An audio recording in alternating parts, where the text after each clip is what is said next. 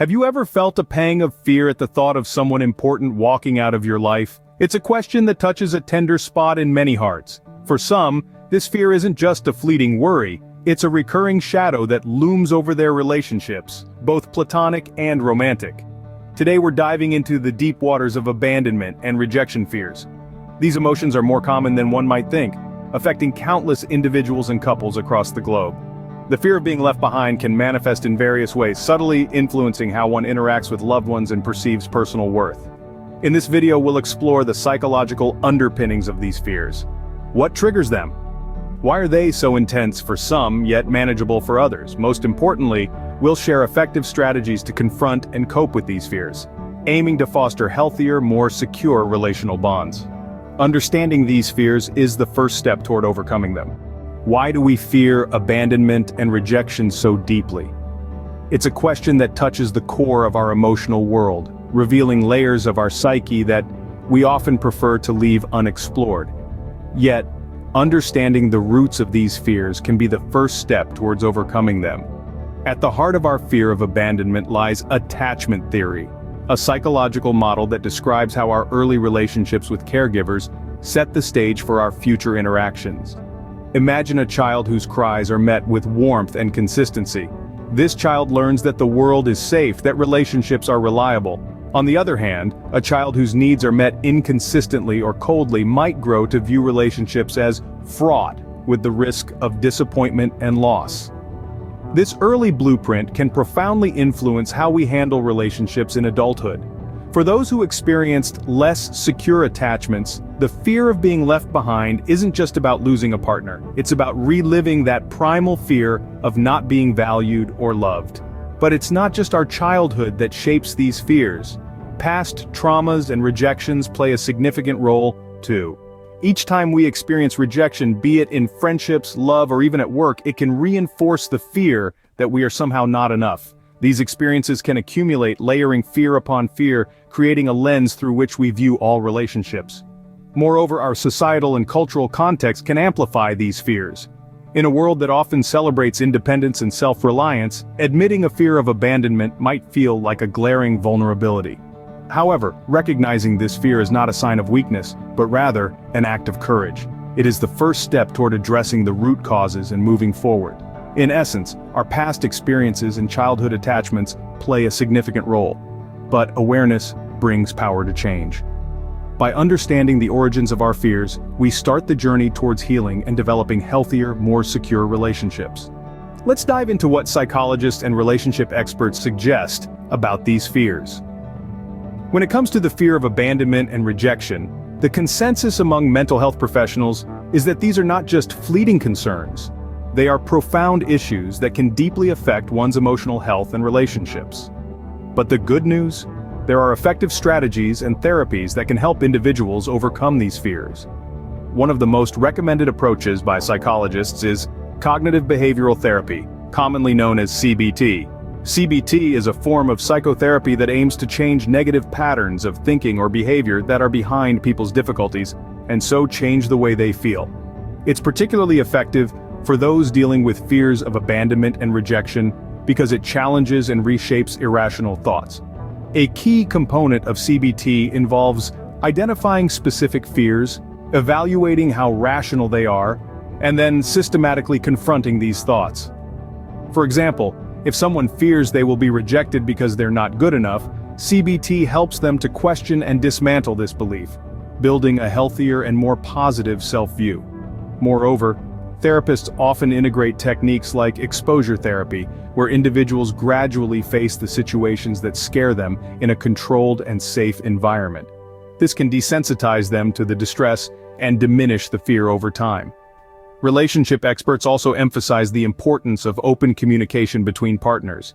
Discussing fears of abandonment can sometimes feel daunting, but creating a safe space for such conversations can strengthen trust and intimacy. Another tool in the therapeutic arsenal is group therapy. Sharing experiences with others who have similar fears can validate a person's feelings and provide a support network that reassures them they are not alone in their struggles. In addition to therapy, self-care practices such as mindfulness and meditation are recommended to help manage anxiety and emotional upheaval linked to these fears. These practices encourage a state of awareness and present-mindedness, which can alleviate the intensity of fear when it arises. Experts agree, tackling these fears head-on with professional guidance can be transformative. How can we practically address and overcome these deep-seated fears? Well, let's dive into some actionable steps and exercises that can be embraced either individually or together as a couple. First, it's crucial to foster open communication about insecurities. This means setting aside time to have honest conversations about your feelings and fears. Start by choosing a comfortable and private setting where both of you feel safe to express yourselves. During these discussions, practice active listening. This isn't just about hearing the words your partner says, but truly understanding their emotions and perspectives. Acknowledge their feelings without judgment and share your own vulnerabilities.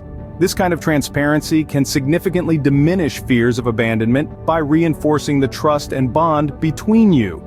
Next, consider implementing routine relationship assessments. This might sound a bit formal, but it's essentially about regularly checking in with each other to discuss what's working in the relationship and what might need improvement. These check-ins can be as simple as a monthly coffee date or a quiet evening at home, where you both share your thoughts on the relationship's dynamics, celebrating successes, and addressing any concerns. This proactive approach can prevent small issues from becoming larger problems, and it keeps you both engaged and committed to mutual happiness and security. Additionally, strengthening the foundation of trust is pivotal.